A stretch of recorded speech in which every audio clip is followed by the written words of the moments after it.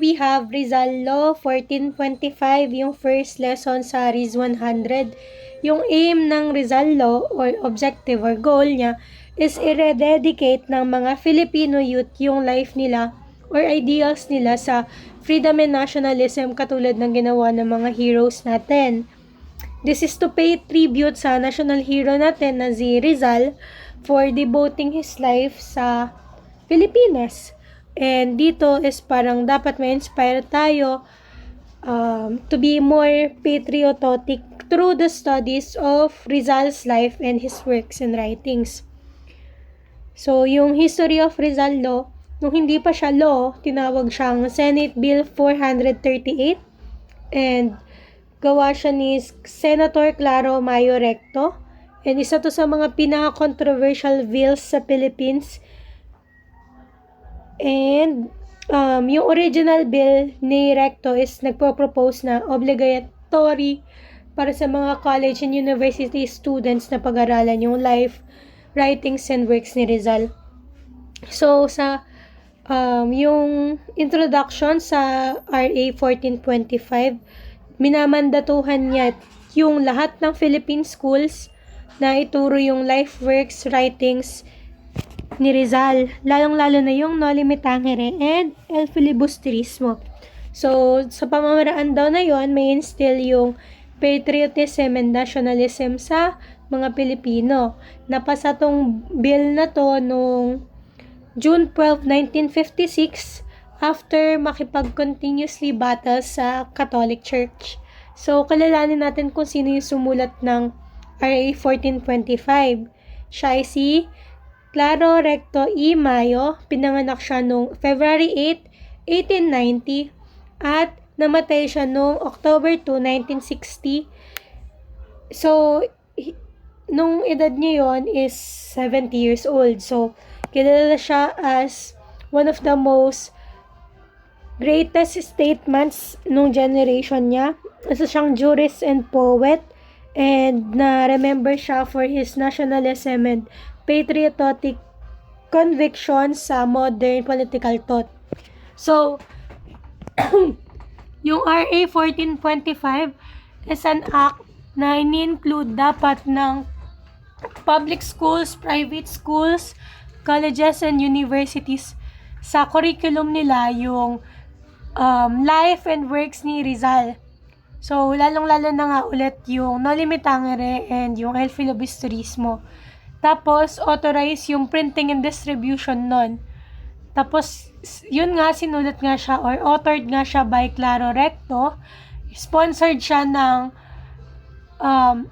ni Jose P. Laurel with 300,000 pesos and pinirmahan or enacted siya ni President Ramon Magsaysay noong June 12, 1956 which is yung Independence Day ng Pilipinas. So, bakit nga ba naging controversial yung RA 1425 or Rizal Bill? Controversial siya kasi nakalaban niya yung Catholic Church. Dito, sinabi na yung bill daw na yon is ni-humiliate yung dogmas of Catholic Church. Tapos, meron din siyang nakalaban na 3 senators which is si Senator Francisco Rodrigo, Senator Mariano Cuenco, Senator Decoroso Rosales, and nakalaban din yung CBCP or Catholic Bishop Conference of the Philippines kasi may nagpadala daw ng pastoral letter na violate daw ng Rizal Law, yung Canon Law 1399 which is nagsasabi na ibaban yung mga book or kahit anong nagpo-forbid or nag-a-attack or nagre-ridicule sa doctrine and practices of Catholic Church. And sa may Rizalian Anthology naman, dito pinopropose na wag na natin aralin yung Noli Me Tangere tsaka El Filibusterismo, ibang sulat na lang ni Rizal yung basahin natin. So, meron 3 senators na nag-approve ng law na to. Unang-una nga si Senator Laurel, which is sinabi niya na yung Noli Me Tangere and El Filibusterismo, yung mga works ni Rizal, dapat daw kapag binabasa natin yon, unexpurgated revisions ng novel yung babasahin nating version. Tapos hindi na siya compulsory sa mga elementary students, pero dapat ino-observe siya strictly sa college level. So, si Senator Lim naman, sinadjust niya yung exemption ng mga student na feeling nila na ba-violate or naapektuhan yung faith nila. Yun, pwede silang hindi mag-take na to. Tapos si Senator Primicius naman, kapag hindi mo daw ito-take tong course na to, pwede kang magpasulat ng affidavit or recent statement na hindi mo nga take tong course na to. So, meron tayong provisions of law sa Rizal Law. Yung section 1, sinabi doon na aaralin yung Noli Me Tangere and El Filibusterismo, and included yon sa lahat ng curriculums ng schools, colleges man or universities, public man or private. So, doon dapat yung babasahin natin is yung original or unexpurgated editions ng sulat ni Rizal. And dapat English translation yung babasahin natin. So, sa section 2 naman, sinabi doon na dapat lahat ng school is merong kopya ng original copy or unexpurgated edition ng Noli Me Tangere and El Filibusterismo, pati yung mga works ni Rizal and yung biography niya. Dapat din nga na English katulad nung sinabi kanina sa section 1. And yun, para lahat daw ng tao is makakabasa ng mga patungkol sa buhay ni Rizal. So, dito naman sa section 3, sinabi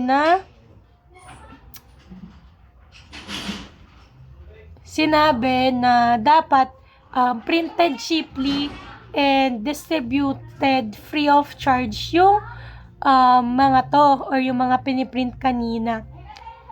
Para lahat ng tao nga is nakakabasa.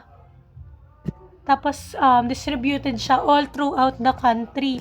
So, sa section 4 naman, is meron ditong sinabi dapat daw, wala daw babaguhin sa act na to.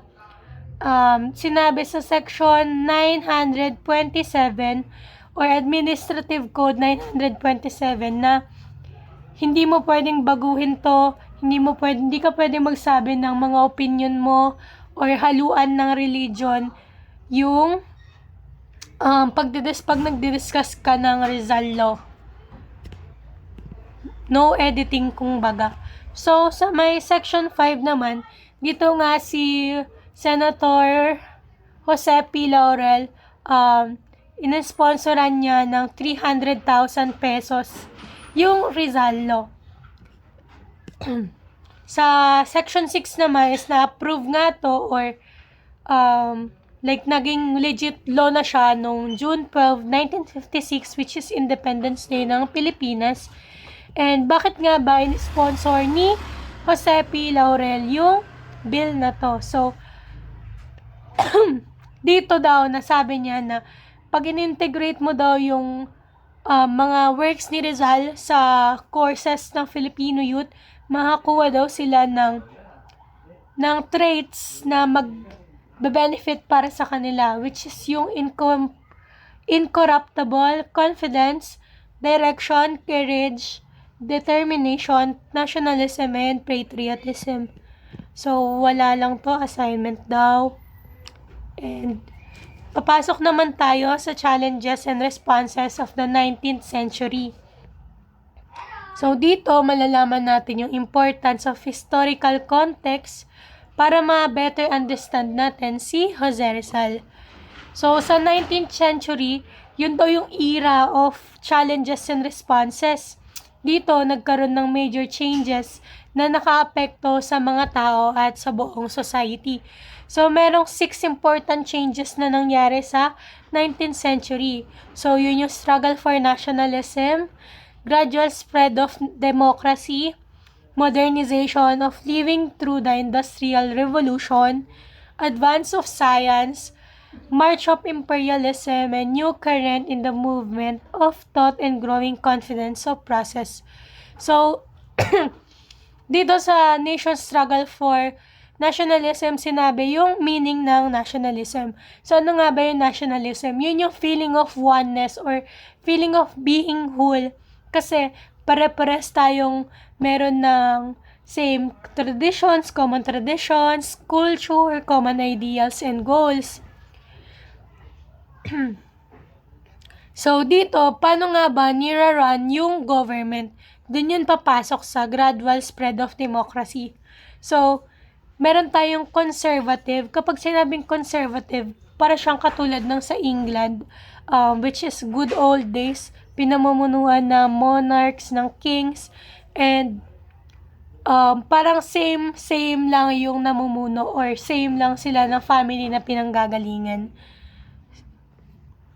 So, here we have the unification of Italy. Si Cavour, si Mazzini, and si Garibaldi. And, ito yung mga bansa daw na sinakop before and nakalaya din or nakamit nila yung independence nila. Which, parang nag-inspire kay Rizal or nagbigay kay Rizal ng idea na kaya din nating mga Filipino yon. So, yung Greece, naging independent nation sila from the Turks noong 1830. Yung Norwegians, nakamit nila yung freedom nila from the Swedes in 1905. Yung Italy, naging free and united sila as a nation galing sa help ni Camillo Cavour, Joseph Mazzini, and Joseph Garibaldi noong 1861, which is sila yung napakita natin kanina here. And in Germany, naging united sila by the help of Iron Chancellor Otto von Bismarck, which is nag-adopt ng policy of blood and iron noong 1871. So, ito din yung mga liberator or ng kanya-kanilang bansa. So, sa Argentina, Chile, and part of Peru, meron tayong si Jose San Martin, and sa Venezuela, Colombia, Bolivia, and part of Peru naman is we have Simon Bolivar as our liberator. So, men fight for democracy. So, political ideas of 19th century. So, itong mga arts na to, pinapakita lang na tayo is lumaban tayo para sa demokrasya natin or will natin para magkaroon ng equal choices. So, ito naman yung effects of Industrial Revolution are multifarious. Dito, makikita mo na nagkaroon ng changes sa industry na dati, handwork lang, ngayon, machine work na, yung domestic system, naging factory system na. So, sa England, nung 1760, nagkaroon ng manufacturing. So, ulitin ko lang na yung Industrial Revolution, re-refer siya sa manufacturing, transportation, and communication na sasabihin natin mamaya. So, sa manufacturing, we have the spinning jenny, spinning frame, spinning shuttle, cotton gin, sewing machine, and sa transportation naman, we have steamboats, steam locomotives, airplanes, automobiles, and balloons. For communication, we have telephone, telegraph, wireless telegraphy, cable, postal services, and newspapers. So, yung others naman na nangyari is nagkaroon ng establishment of factories, nagkaroon ng employment ng thousands of workers kasi nga madami ng factories. Large-scale production of manufacturing goods. So, since factory na nga siya, syempre mas madami nang nagagawa. Yung commodities is naging cheaper. Yung towns and cities are lumaki. Nagkaroon ng improved standard of living since napadali na nga yung life. And nagkaroon ng division of labor practice. And dun papasok yung capitalists and laborers. Meron ding increase in population. advances in medical knowledge and public hygiene, opening of more lands for cultivation and commercialization, and nagkaroon ng increase sa national income since madami na nga tayong nagpo-produce, and encourage migration. So, paano nga ba nag-response itong mga lugar na to sa growing social problems created by Industrial Revolution? So, yung Industrial Revolution pala, kahit na meron siyang good na nagawa, meron pa rin mga problems na na-create. So, dito naman, we have the liberal. So, kapag sinabing liberal, based siya sa laissez-faire policy. Yun yung nag-stimulate ng growth ng factories. Kasi pag sinabing laissez-faire, ano siya, parang pinapabayaan lang yung mga business owners sa kung anong gusto nilang ibenta, anong gusto nilang gawin sa business nila, as long as hindi illegal. So dahil nga free yung dito, free lahat ng tao, nakakapag-expand sila as much as how they wish, and yun, sa kanilang business. Dito, yung mga industrialist, lalo silang yumalaman at mas nagiging powerful. Pero yung working men, mas lalo silang humihirap.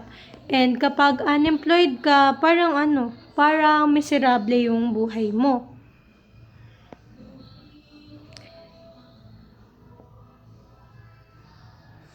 So, walang nakalagay dito, pero parang sinabi ata ni ma'am na nung nagbukas yung Suez Canal, nagdala yun sa atin ng liberal ideas mula sa Europe.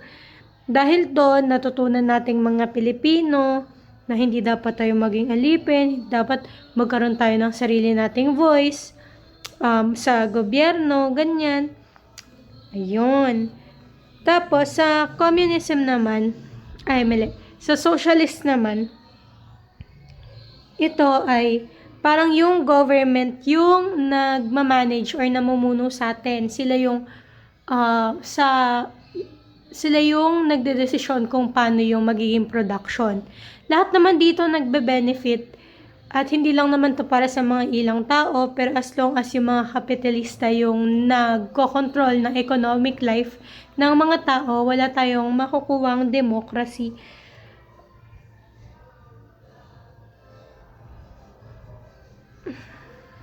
Pero ang kagandahan dito is dahil nga lahat nagbe-benefit sa tulong ng gobyerno, hindi lang yung mga negosyante yung yayaman or aangat sa buhay.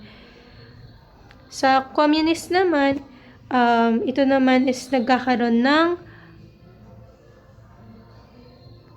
classless society, walang mayaman, walang mahirap. So parang dito equality talaga yung pinapairal. So authored by Communist Manifesto, earliest socialist na naniwala sila na yung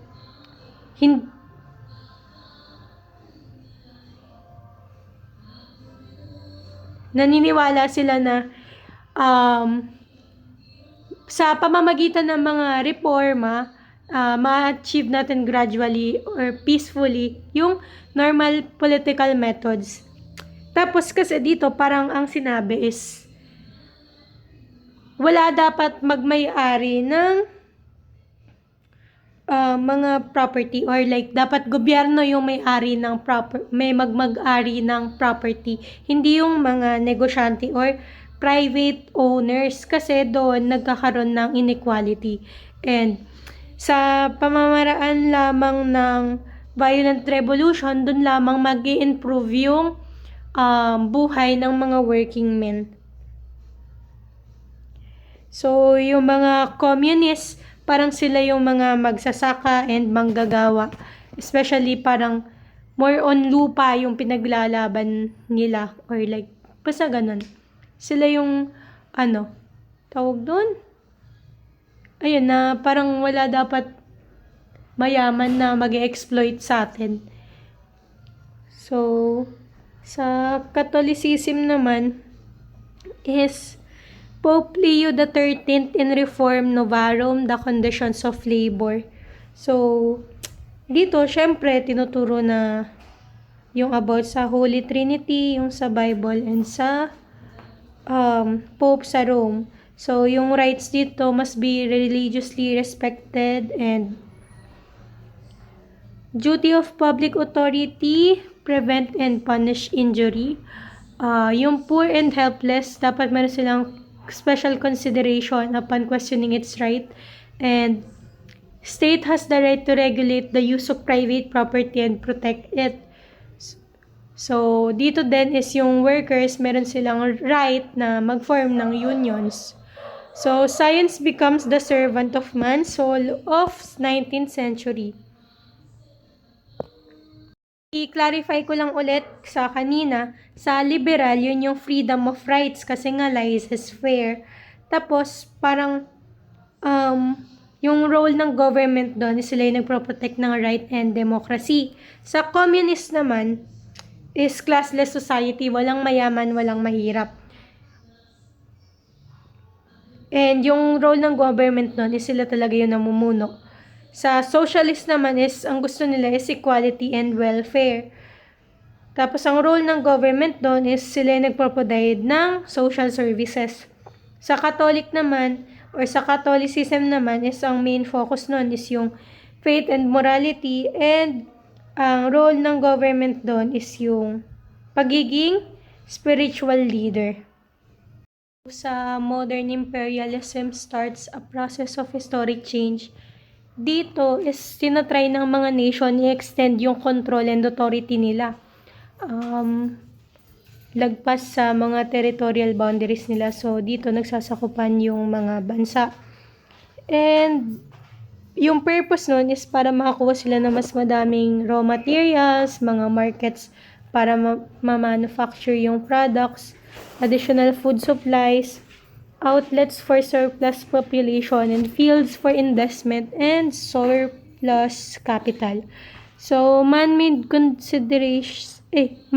considerable progress in various fields. Democracy, education, science, public health, literature, music, and art. So, the divine flame of thought is inextinguishable among Filipino people, and in some ways or another, it has to shine, and to make it known, it is not possible to brutalize the inhabitants of the Philippines. Yun yung sinabi ni Jose Rizal. So, parang ang point lang nun is yung panahon ng Kastila daw, trinay nilang patayin yung apoy ng pagiging nationalistic natin. Parang inexploit nila tayo, tinakot nila tayo, ginamitan nila tayo ng lahas, tinuro nila sa atin yung education nila, and doon parang sinabi dito ni Jose Rizal na never matatanggal sa atin yung what it is to be a Filipino. So,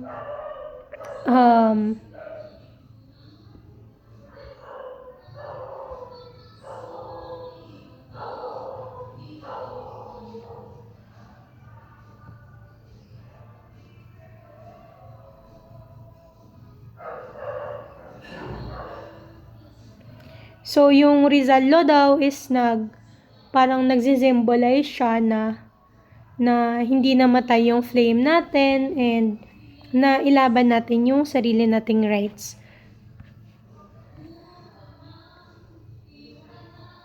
So, the responses. So, the challenges and the responses of the 19th century. So, yung objectives dito is matuto tayo about 19th century, i-illustrate yung political and social structure ng 19th century, i-compare yung structure noon sa structure ngayon, and establish yung i-aralin pala yung educational system noon kumpara sa ngayon, and ayun, yun na. So, sino nga ba yung mas powerful? Friar ba or yung Governor General? So, ayon sa discussion ni Ma'am Mika, yung friar daw yung mas powerful kasi daw kahit yung mga Governor General is sinusunod sila. Kasi nga, religion yung parang pinaka-top of the ladder and yung mga praile yung may hawak ng religion. So, political instability in Spain. So, nung namatay si Ferdinand VII, nung September 1833, nagkaroon ng instability sa politiko ng Spain. So, noong 1830 daw, lahat daw ng colonies ng Spain sa Amerika is naging independent. Maliban na lang sa Cuba and Puerto Rico. So, yung struggle for throne between Ferdinand's daughter and his brother Charles is tinawag na Carlist War. So, noong 19th century, nagkaroon ng rise and fall sa ministries and sa constitution sa kanila, and nagkaroon ng Canovic system or rotativism kung saan both liberal na mga tao and conservatives is nag-took turns para i-administer yung affairs ng country or nag-took turns sila para mamuno sa country. So, naapektuhan tayo noon kasi since sinakop tayo ng Spain. So, ito si Isabella II. Siya yung anak ni Ferdinand VII and siya yung nakalaban ni Charles, which is tinawag nating Carlist War. So, batang-bata pa siya dito eh. Hindi ko lang sure kung 13 siya. Ayun, tas basta, napamunuan niya naman ng maayos daw. So, abandonment of mercantilism. So, ano nga ba kapag sinabing mercantilism? So, yung parang goal ng mercantilism or point niya is more exports, fewer imports. So, sa mercantilism, yun yung kapag nag-export tayo or naglalabas tayo ng pera, nakakuha tayo ng gold. Pero kapag nag-i-import naman tayo, sila yung nakakagain ng gold. Eh yung gold, yung parang symbol na mayaman yung bansa mo. So, every time na nakakuha ng gold from exports, is nagkakaroon, parang tinatago lang nila yon. Kaya nagkakaroon ng madaming gold yung country na yun. So, an economic doctrine based on the idea that what the country's wealth and power can be measured in its stocks of gold and silver. So, sa galleon trade naman, nag-start yun noong 1565 between Manila and Acapulco. So, Manila, Philippines and Acapulco, Mexico. So, noong 18th to 19th century, we have laissez-faire nga or free market trade. And noong 1834, nag-open yung Philippines sa foreign trade. So, yung laissez-faire policy nga, is yun nga yung lahat is parang yung mga business is pinapayagan silang gawin yung gusto nila as long as hindi siya illegal. So, yung mga ilustrados, sila yung mga tao na nanggaling sa middle class family. Noong 1869, nag-open yung Suez Canal and the telegraph line. Doon, syempre, nagkakaroon ng palitan ng ideas yung mga tao since nagkakaroon ng communication and everything. And dito, nagkaroon tayo ng increased contact with the West. Kaya na-inspire nga tayo na-inspire si Rizal na kailangan din natin maging independent, ganyan. So, dito is preach yung equality and God-given rights of men. So, yung civic courage nagbegan siya. So, dito question natin yung abuses na ginagawa sa atin ng mga Kastila. And nag-start dito yung reform nga, which is included nga si Rizal. So, the Philippines during Rizal's time. So, meron tayong administrative organization. Yung Philippines, governed directly tayo ng Spanish Crown since sila nga yung nagsakop sa atin. So, Ministry of Colonies in 19th century.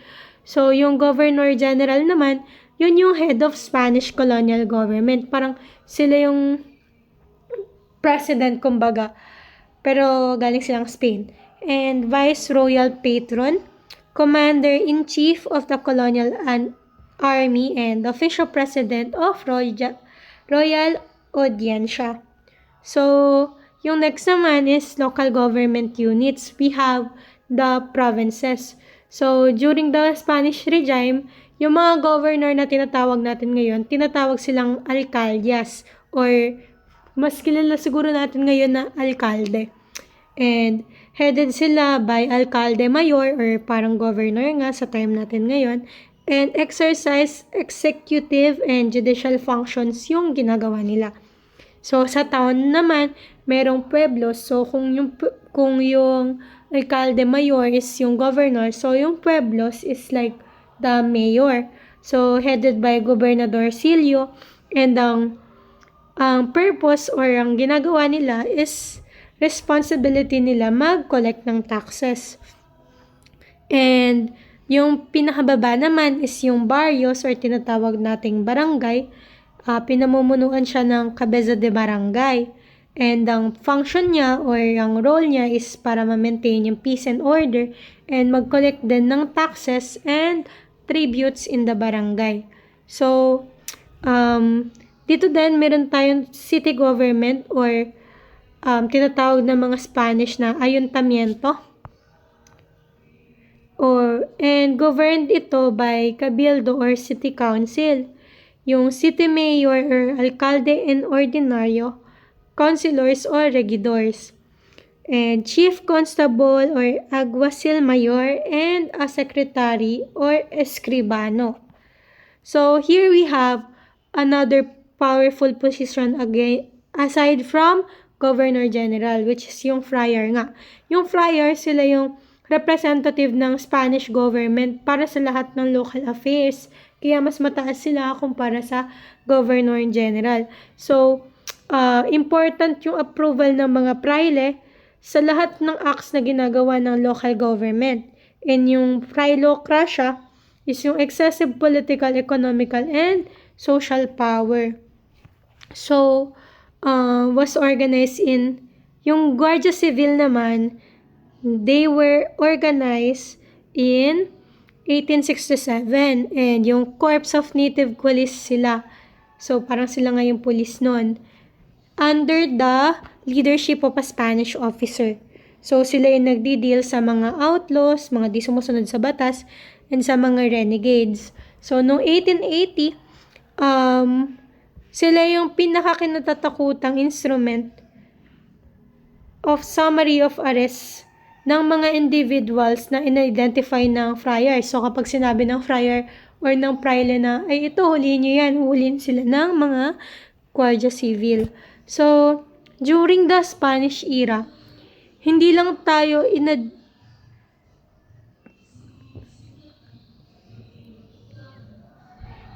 during the Spanish era, ito yung mga tao na ito yung mga tinawag sa mga tao na like kalaban ng government or ng church. So yung filibusterismo or filibustero ata to, sila yung kalaban ng government. And yung mga erehe naman, sila yung kalaban ng church. And yung Audiencia Real naman, meron silang two territorial audiencias, which is yung Court of First Assistance and Justice of Peace of Court. And dito naman, source of weakness and the views of Spanish government. So, dati, parang binibenta yung mga posisyon. So, kung mas mayaman ka and nabili mo yung posisyon na to, edi sa'yo na yun. And unqualified and unfit yung employees ng government service.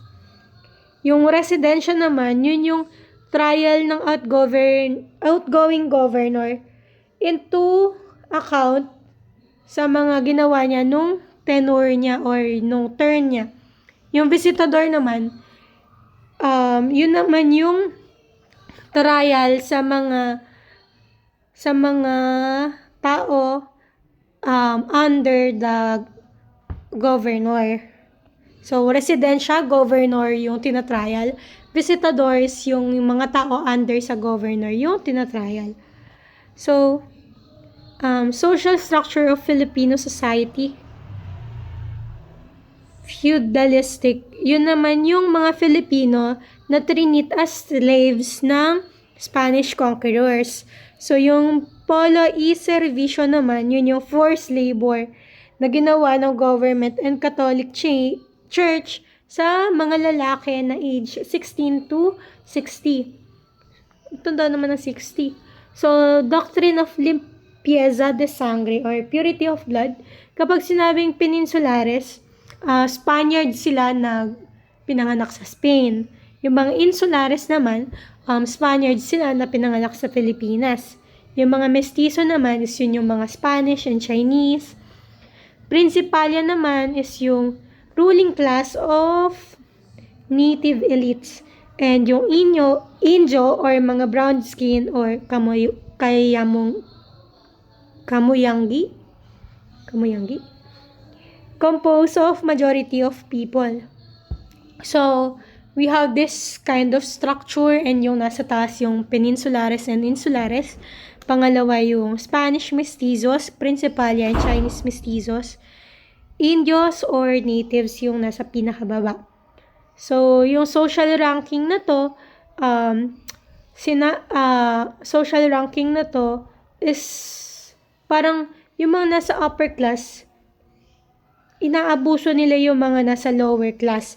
And makikita naman talaga na merong racial discrimination, lalong-lalo na sa part ng Indios and natives. So, sa kalagitnaan noong 19th century, yung mga school doon, ganito yung educational system nila. Yung mga school doon, controlled sila ng mga praile. Yung mga teachings na tinuturo doon is more on about fear of God and obedience sa mga praile. Yung indoctrination is yun yung principal method ng teaching, and dito na-develop ng mga students yung severe inferiority complex and culture of silence. So, by the end of 19th century, nagkaroon ng school which is UST, founded noong 1611 by Dominicans. Nag-offer sila ng courses katulad ng medicine, pharmacy, theology, philosophy, canon, and civil law. And, ano ba to? And, yung Spaniards, nag-open din sila ng secondary education para sa mga babae and lalaki. So, sa lalaki, dun sila nag-aral sa Colegio de San Tomas, Colegio de San Juan de Letran, which is in Dominicans, and Ateneo Municipal or Jesuits. Sa mga babae naman, Santa Isabela, La Concordia, Santa Rosa, and Santa Catalina or Emenelo. So, yung weaknesses naman ng Spanish education system is masyado silang nagfo-focus on religion, and limited and irrelevant yung curriculum na tinuturo nila. Inadequate yung instructional facilities, and merong absence of academic freedom. Racial prejudice against Filipino school. So, yun lang lahat. Bye!